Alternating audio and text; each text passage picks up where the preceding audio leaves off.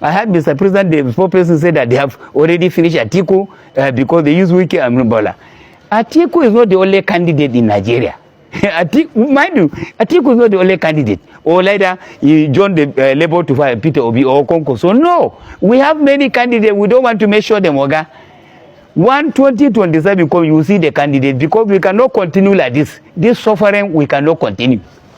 You can give Bola, Danny Bola appointment. That is his problem. You can give Bashir also that because they are looking for food too. But me, Gololo, I'm not looking for food. I'm looking for a candidate that can deliver the masses. They will have food to eat. They will have security. They will have water. They will have light. Not in the north. We will stay for 3 months. There is no light. And you come back, say I will vote you. No road, no single road. A motor will follow. No, Oga. One will come 2027. Before 12, Your Excellency, we will make sure I say. Hello and what's up, guys? So finally, Northern Nigeria has unveiled their presidential candidate for the 2027 election, which is just 2 years away. The man even presented his manifesto to Nigerians. This was revealed during a recent meeting at the Social Democratic Party National Headquarters on the 7th of January 2027 to discuss their plans for the upcoming elections. To my surprise, some notable figures were spotted alongside the candidate at the SDP headquarters, including former Kaduna State Governor Nasir El-Rufai, Segun Showunmi, Senator Gada, and other political actors. According to them, the gathering aimed to create a unified platform for the 2027 presidential battle. Remember, they have been saying it out, starting from the day subsidy was removed to tax reform bills, and now splitting of Nigerian College of Aviation, Zaria, to the 6 political zones of Nigeria, that they won't be voting for Tinubu, that all his policies are anti-North, that he has hidden agenda against the North, and that he wants to weaken the strength of the North, etc.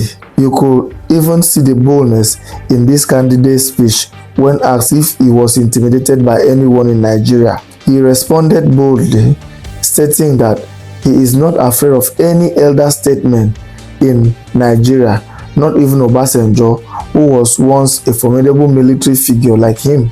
He added that even at gunpoint, he will stand his ground and point out their mistakes without hesitation. Guys, I will let you watch this video for yourself so you can see exactly what I am talking about. Also, don't forget to like, share and subscribe to this channel if you haven't done so already. Take a look, guys, and remember to share your thought after watching. First of all, I thank you so much for the invitation, and I'm very grateful meeting these brilliant faces this year. I'm sure this is the first meeting of this time. The only response I can say is that whenever you see pain, you should thank God Almighty, because pain is a lesson you require to get yourself adjusted naturally. So the pain we see today is a plus as far as tomorrow is concerned.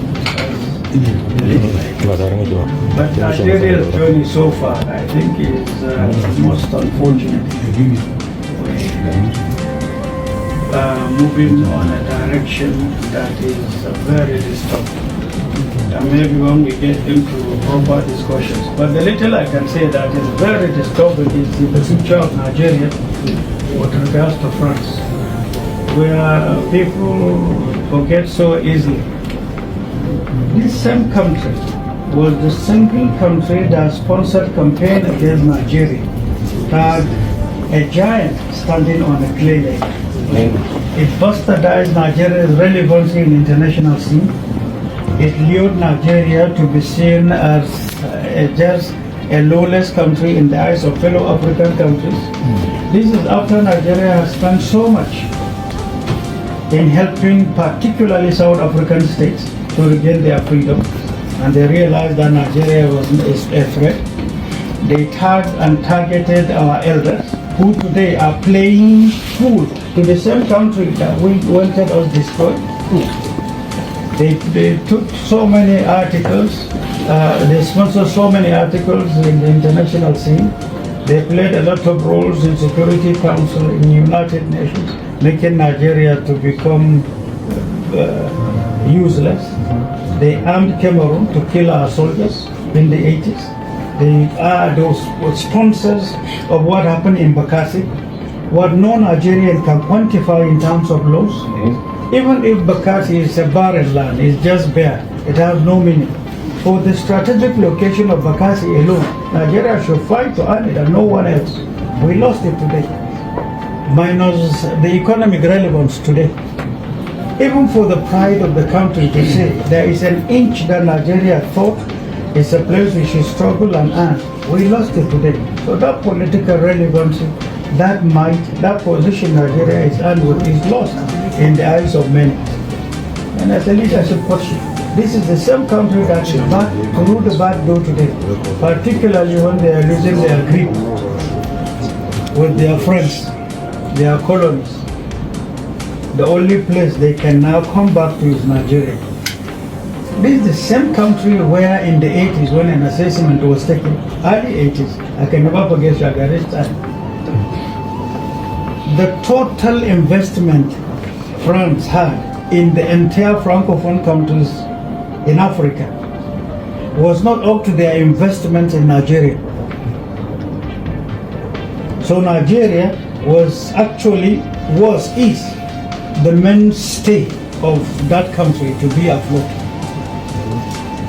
But yet they are back today. And in history, three things have happened to France. They never won any war. There is in any record anywhere that France has won a war. No. They can fight and run away and leave. But they are too vicious, registered and acknowledged by the whole world over. They are regarded as the most vicious set of people in the world. How can vicious people become your friends? How can you invest with vicious people whose friendship you can never trust? You are a friend to a snake. One day is coming when something will happen. Yeah. That is it. So you have to know who you intend to friend, and because the eventualities, or in terms of assessing that friend, it's left for you to determine your involvement in it, deeply or at the surface. I can see problem coming our way, including those who are managing the friendship. Take it from me, and that will come to pass. That will come to pass. And the most unfortunate thing at this point in time is that our elders didn't bother to wear their thinking cap and strategic thinking, strategic planning, strategic investment. What they are doing is very disturbing because it is beyond them. It will affect younger ones. So keeping quiet at this, and the worst is not even allowing the idea to come sit down and evaluate where you are is the most critical one. Because once you do, there are some certain pointers that will come to the fore. And when it does, that friendship will be fractured. I'm sure that's the worrisome. So other than personal interest, there is nothing to do with national interest in the real sense. So if we are talking about being a citizen, then you should understand that the spirit of true brotherhood is all that matters. What happened to any part of the country affects me. What happened to the younger ones affects me. What will happen, or what is happening to our elders affects me. And that should be a collective thinking, and we should stand for, including those who are making the mistakes today. Whatever happens to them, happen to us, whether we like it or not. They are part and parcel of us. Good or bad, you belong. And that's why speaking straight, identifying or seeing through the world to be able to get things adjusted is mandatory. So it doesn't matter who hates you, who shouts on you, who blackmails you. These are shallow-minded people who are regarded as liabilities of the state. Whosoever refuses to see through and then be carried by a true spirit of brotherhood, they are liabilities of the state. Who believe that greed is the watchword for the world to be able to get things adjusted is mandatory. So it doesn't matter who hates you, who shouts on you, who blackmails you. These are shallow-minded people who are regarded as liabilities of the state. Whosoever refuses to see through and then be carried by true spirit of brotherhood, they are liabilities of the state, who believe that greed is the watchword for me, of me, by me, to me. This four. And that's what we are seeing today. But thank God Almighty, this country and what it is endowed with, one, human resource and natural resources put together, nobody can. It does not matter his greed. Nobody can take it away, irrespective of who we think he is, even if he's a modern pharaoh.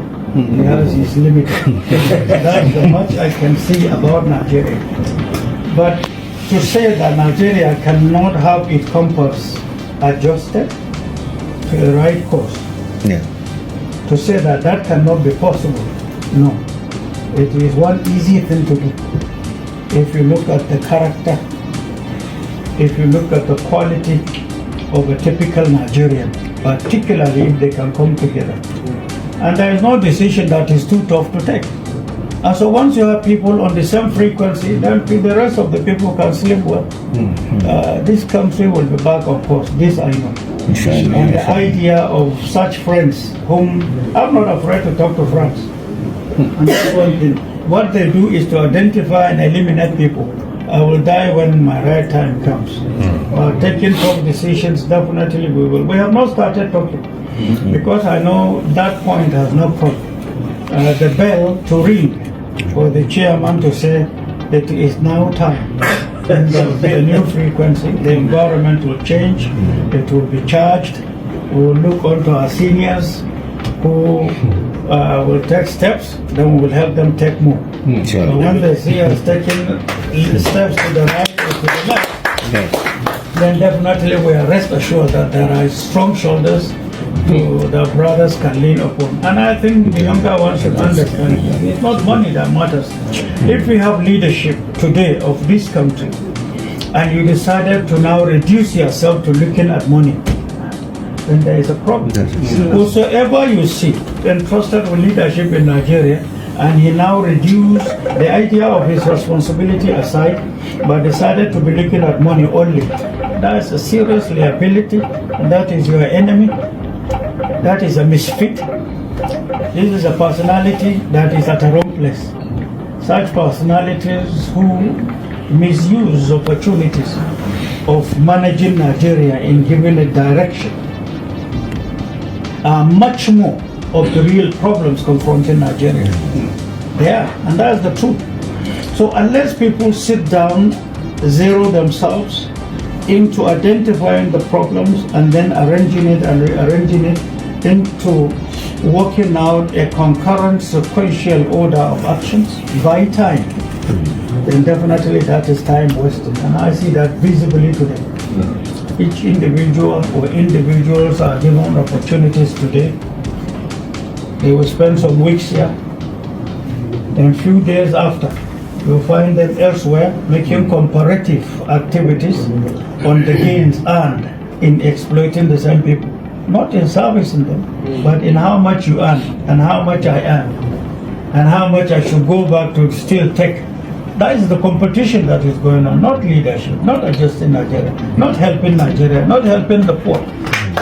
That's what they do. It's competition of the resources earned by time. That's all. And whenever they come and tell lies to the poor will clap because they do not know. Unfortunately, there are those who also within the class of those who know or who ought to know that are also there clapping for such classes of people. One, they have been deprived of money. Second, they have no access to the real activities in those who are governing the country because they govern by secrecy. That's why whosoever is inquisitive that stands on his feet and knock at a particular day to know what happened yesterday at so or what you intend to do next week or next month or next year, you become an enemy because it's secret that you shouldn't know.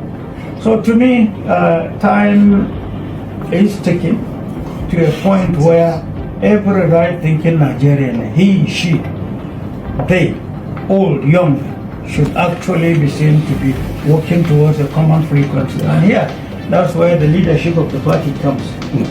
When the direction is properly defined and set, and people get themselves attuned to it.